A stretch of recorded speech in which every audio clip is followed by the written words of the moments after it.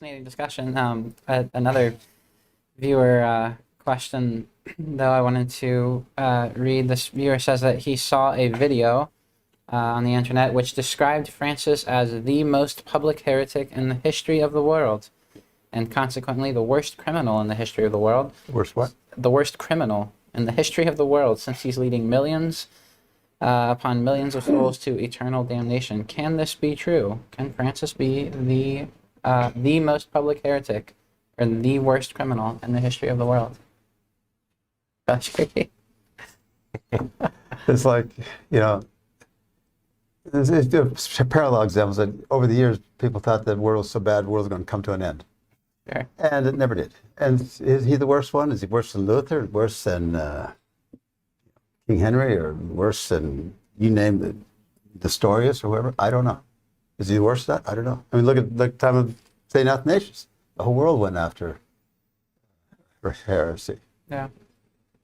Well, not the whole world. The whole known world. A lot of it. A lot of it. Yeah. 80% of the 80%, whatever. Yeah, but effectively. But in our time, certainly he is. Did he compare worse than others? Probably, I'd say so. But is it worse than others? I don't know. I don't know. Well, you take a pope who attacks the faith. We have a precedence of that Well, yeah. in Honorius, right? And how the church condemned him after his death, right? Throw his body up and threw the Tiber. I think St. Leo the second, right? Yeah. Condemned him. And, the church regards St. Leo the second, who condemned Pope Honorius the first as a heretic 40 years after his death. St. Leo was a saint. It is a saint today. So, but there is something that he asked there, Father, that is a little nuanced there, because he says that he's singling out Francis as the most public, right? Is that what he said? What did he say exactly there? The most public heretic. The most public heretic. Yeah, and I think you'd have to say he is. I think so, yeah. I would say so, yeah. Because his heresy is worldwide. World known, yeah. It is completely, it's being broadcast throughout the solar system. I mean, radio waves are carried everywhere, right? I had a non-Catholic recently just tell me that Francis was part of the whole problem we have in the whole world, but not even Catholic. Oh, This lady said that he's part of it, equal to the rest of the problems that we have. Well, here you have a non-Catholic saying that. And you know the name Ettore Gotti, the former head of the Vatican Bank? Mm-hmm. And this man has come out and said the Vatican is being used as basically the launching point, or actually the focal point for launching the new world religion, which Ettore Gotti called environmental Gnosticism. Environmentalism, like global warming, global climate change, and Gnosticism. Okay? Wow. And he says that this is the actually incoming new world religion. And the Vatican is basically ground zero of teaching that modern religion. And that's what she said, too. She's talking about that. She says implementing it. Well, there you go. Yeah. I mean, that's so this non-Catholic sees. Non-Catholics see that. Some do, anyway. So I think we'd probably agree that Francis really is the most public heretic, most notorious in the history of the world. Because he has means of propagating his error as no one else has had, right? But is he the most notorious criminal? Is that what he says? Mm-hmm. And insofar as he's attacking the souls of millions and millions of people simultaneously, I guess if you consider that a crime, all right? Yeah. It is a crime against faith. It is a crime against God. I mean, look what Luther did in Cranmer. I mean, there's centuries, millions of people there too. I mean, over long term running. Yeah. Yes. Have they had as damaging effect as Francis? Not as fast. I mean, there's centuries now. And you see what happened. It is now. He destroyed the Catholic faith in millions. He did. Yeah. Well, since we're both asking you questions for this. You're God in the middle. Sitting in the middle. Let me ask you this question. Okay. Luther taught heresies, right? Right. Multiple heresies. Right. But Francis is a modernist, and modernism is a synthesis of all the heresies, right? Yeah.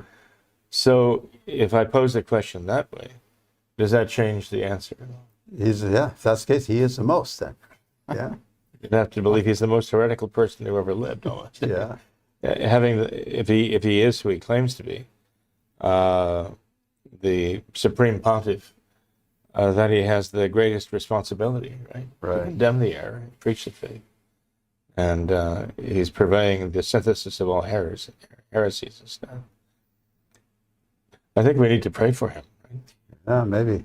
Behold, Antipope Francis, the most public heretic in the history of the world, one of the most evil men in the history of the world, making the likes of Stalin, Mao, and Hitler seem like small-time, petty neighborhood thugs in comparison. For Francis is leading millions upon tens of millions upon hundreds of millions of souls to eternal hell. Be not deceived by his false gospel. Be not deceived by his sugary words and his false humility.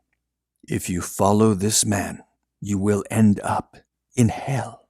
One cannot simultaneously follow Francis and practice actual Catholicism. The two are mutually exclusive. To the extent that anyone in the Novus Ordo anti-church is saved, it's because they're not following Francis. It's because they're defying Francis somehow. But the likelihood of their defiance diminishes the longer they stay yoked with Antipope Francis and the Novus Ordo anti-church he leads.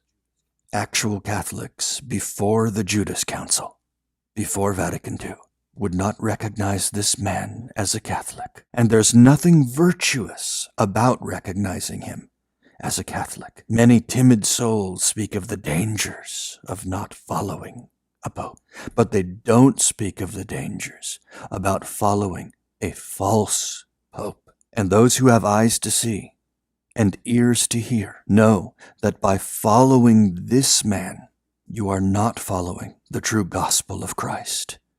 You are not following the vicar of Christ.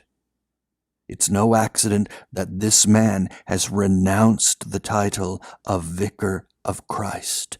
Just think about that. Did you ever dream that you would live in a time of a man whom the world sees as a pope, who claims to be a pope, and yet who has renounced the title of Vicar of Christ? That alone tells you what you need to know about this man. And so I urge you, if you seek to be an actual Catholic, if you seek to follow actual Catholicism, you cannot follow this man. Again, his attack on the actual Catholic Mass is not an accident. Just think about that.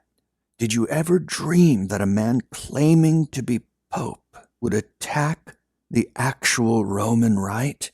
And yet this attack, this diabolical attack, has been met with mere murmurs from those few today who still embrace actual Catholicism. We've become desensitized to all of the things these papal pretenders since Vatican II have done and said. We need to resensitize. We need to rediscover a sense of holy horror about what these men have said and done. For example, what John Paul II did at the 1986 Assisi event. Blasphemy. Utterly scandalous what he did at Assisi. Not to mention all of the other things he said and did.